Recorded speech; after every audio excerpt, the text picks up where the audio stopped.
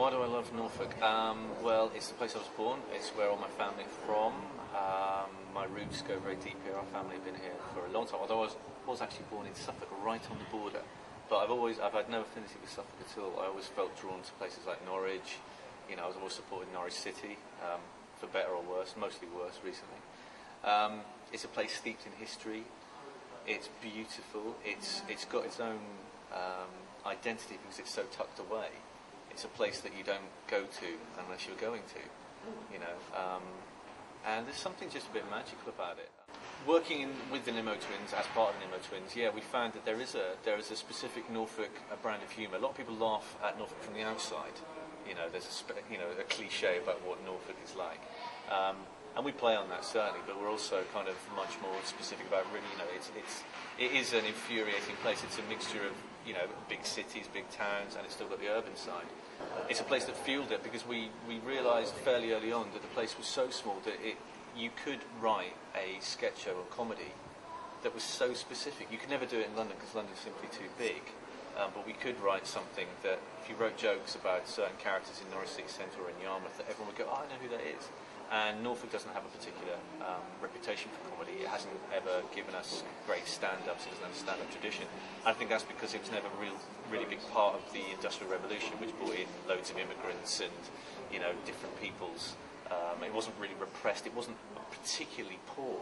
And all of those things lend themselves to comedy. Comedy comes from kind of suffering, and Norfolk doesn't have that. So the comedy here is much more kind of laid back and slow and observational and kind of a slight puzzlement at the modern world. And we've kind of tapped into that. And we found, having been told, we were genuinely told when we first started doing comedy, Norfolk people don't like comedy. They don't like laughing at themselves. And we found quite the opposite. Norfolk people love laughing at themselves. And when you get it right and when you identify it, because everyone knows one another. You know, it's a small county, and you know the characters that are big and famous here, the Delia Smiths, etc., are known by everybody. So when you point them out in a show, everyone can laugh together. It's a feeling of community. It's very nice. I think Norfolk's insularity is a burden and a help in that because it's small, charities like Nelson's Journey, which in a big metropolis would get swallowed up, they would just get, you know, there'd always be a bigger charity than them that was maybe dealing with bereavement. In a county like this that has only, you know, the EDP, for example, and Anglia News are our voice, you know, they're the voice box for the entire population, is that you can publicise a charity and people will hear about it across the county, which wouldn't happen in a more built-up county. So that way, I think being in Norfolk is actually a bit of a help because you can kind of shine the spotlight on it and everyone will know about Nelson's Journey. The downside is because it's so spread out, getting funding and getting money and getting large amounts of money is difficult, but not impossible. And I think the profile of Nelson's Journey is getting bigger and bigger year on year. More and more people are hearing about it. We've now got lots more patrons involved. Recently got Stephen Bunfrey from Radio Norfolk, who's obviously a high-profile patron. And I think if we can keep that momentum going, then the fact that we're still quite a small charity in a very spread out big county needn't be a problem. And I think Kim, as the figurehead and the patrons of Nelson's Journey, have done an amazing job thus far.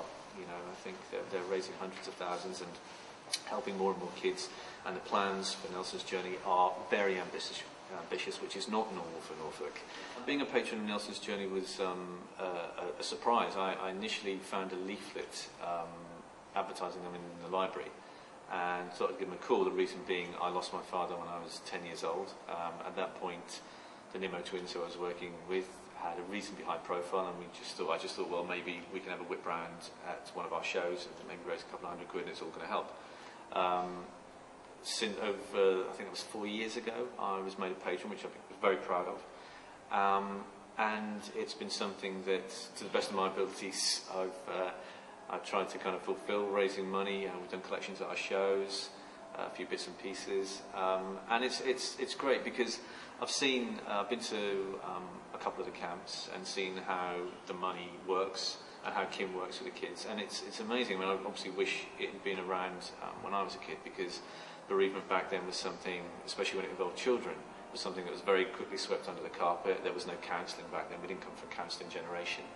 I didn't even go to my father's funeral, which was not uncommon for children back then, and sadly is not uncommon now. Still, I think adults think they've got to protect children from bereavement. I think what Nelson's journey does is confront children with their loss and channel the incredibly complex grief that children have into games and memorials and being able to talk about it and being able to grieve, crying in public, but not being frightened of these feelings inside you, which are volcanic when you lose a parent.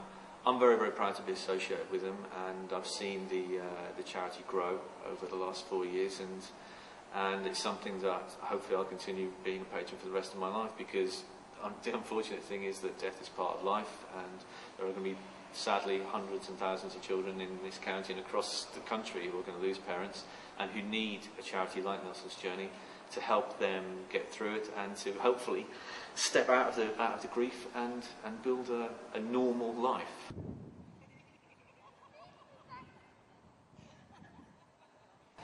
These are straitened times. This is the credit crunch. Everyone is suffering at the moment, but the people who are already suffering are suffering more because people are not digging as deep, or they're more reluctant to give money, whether it's big organisations or individuals. And what I can say on, for the Norfolk Community Foundation and for Nelson's Journey, which I'm a part, you can help Nelson's Journey very easily by buying the calendar, which I post for in the summer. There's no nude shots, unfortunately. It's just me and Owen playing about, but please buy one, because every penny helps.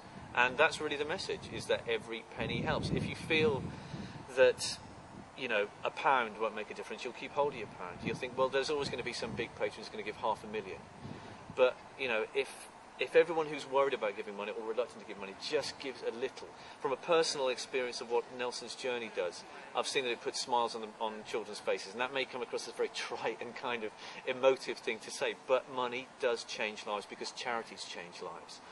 It's all very well for me to sit here in this cloister on a nice sunny day and say, give money, but that's ostensibly what I'm doing because it's going to make you feel great.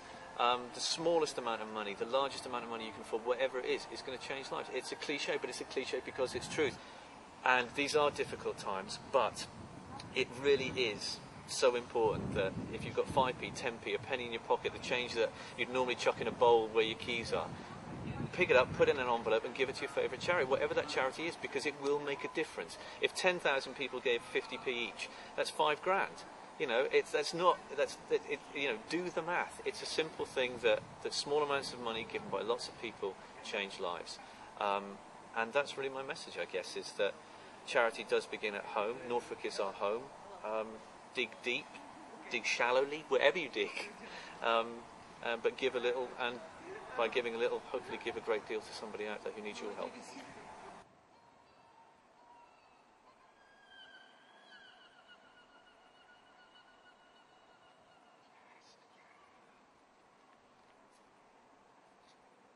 Look at me, ladies and gentlemen, I'm in a maze.